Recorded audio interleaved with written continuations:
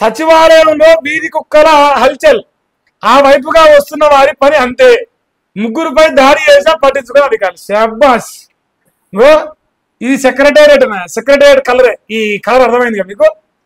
ఇప్పుడు in case మీరు హైదరాబాద్ లో ఉన్నా, లేదు తెలంగాణలో ఏ మూలకున్నా, ఆ ఊర్లో ఎంతమంది జనాలు ఉన్నారు, జనాభా రేటు కంటే 1-2 ఇంకెక్కువనే ఉన్నది కుక్కల రేటు.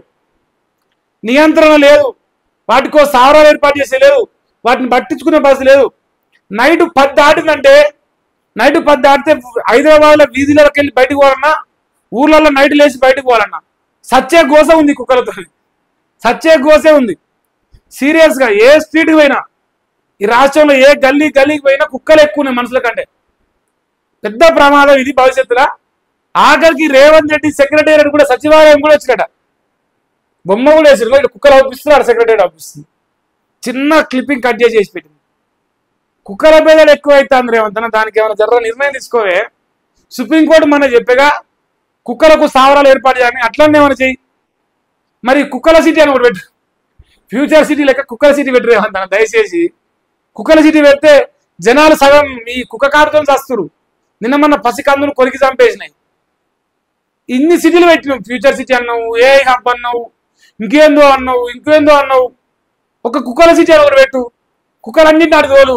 రాష్ట్రంలో ఉన్న కుక్కలు మొత్తం ఏరుకరా, మంచి పేరు వస్తుంది నీకు. ఇది బడ్జెట్ లేని పని, బడ్జెట్ అవసరమే లేదు. కుక్కల బెడ అంత ఘోరంగా ఉన్నది రాష్ట్రంలో. ఇంకా నువ్వు వచ్చినాక ఇంకెక్కువైంది. అయ్యో తెలంగాణ సెక్రటేరియట్ దయచేసి మా రేవంత్ అన్న నడవకరా. అయ్యో మా రేవంత్ అన్న కలిస్తే మరి మాకు ముందే 24 గంటలు పనిచేస్తుడు. 24 గంటలు పనిచేసే ముఖ్యమంత్రి మీరు కడితే మళ్ళీ మాకు పరిశాలు వస్తాయి. దయచేసి ఆ పని చేయకూడదు. అదొకటి. ఓటు చోరీతోనే 3వసారి అధికారంలోకి వచ్చిండు తుమ్మల నాగేశ్వరరావు అట. తుమ్మల నాగేశ్వరరావు ఖమ్మం జిల్లాలో ఓటు చోరీతోనే వచ్చిన అంటున్నాడు. ఏ జూబ్లీస్ లో ఓటు చోరీ గురించి మాట్లాడరాదే మునగాని.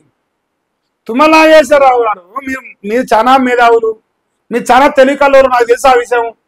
చాలా గొప్పోళ్ళు కూడా, నాకేం బేసచాలు లేవు ఆ అంశంలో. కాకపోతే మీరు జూబ్లీస్ లో నవీన్ కుమార్ యాదవ్ అంటే ఆయన చేసిన ఓటు చోరీ పైన స్పందించాలని మనస్ఫూర్తిగా కోరుకుంటున్నాం. మీరు గొంతు తెరవాలి, నోరు తెరవాలి, నోరుతో మాట్లాడాలి, పోరాటం చేయాలి. మీరు తప్పేం లేదు దాంట్లో. ఓటు చోరీపై ఉద్యమానికి మద్దతు పలకాలట. మంత్రి తుమ్మల నాగేశ్వరరావు పలికిండు. అబ్బో ప్రతి బూతులు అంటే 200 తగ్గకుండా సంతకాలు సేకరించాట. ఏం సంతకాలు? మందిని ఎట్లా ముంచాలనా? మరి తుమ్మల నాగేశ్వరరావు ఒకటే ఊళ్ళు వేస్తావా, 2 ఓట్లు వేస్తావా నా డౌటు. మా రేవంత్ అన్న 3 ఓట్లు, ఒకటి జూబ్లీస్లా, ఒకటి ఇటు పోతే పేరు కొడంగల్లో, అటు పోతే కోనాటిపల్లి. 3 ఓట్లు ఉన్నాయి మా రేవంత్ అన్నకు. ఓటు చోరీ మరి కాంగ్రెస్ ఉన్నది. మీ నాయకులందరికీ సొంత ఊర్లలో ఒకటి ఉంటుంది, హైదరాబాద్లో ఒకటి ఉంటుంది. లేదు మళ్ళీ మీ కాన్స్టిట్యున్సీ ఒక ఓటు ఉంటుంది. ఎందుకంటే ఇప్పుడు రేవంత్ రెడ్డి కొనాటిపల్లికి పోయి ఓటేస్తున్నా, కొడంగల్కి పోయి ఓటేస్తున్నా, ఆరోని ఓటేస్తుడు.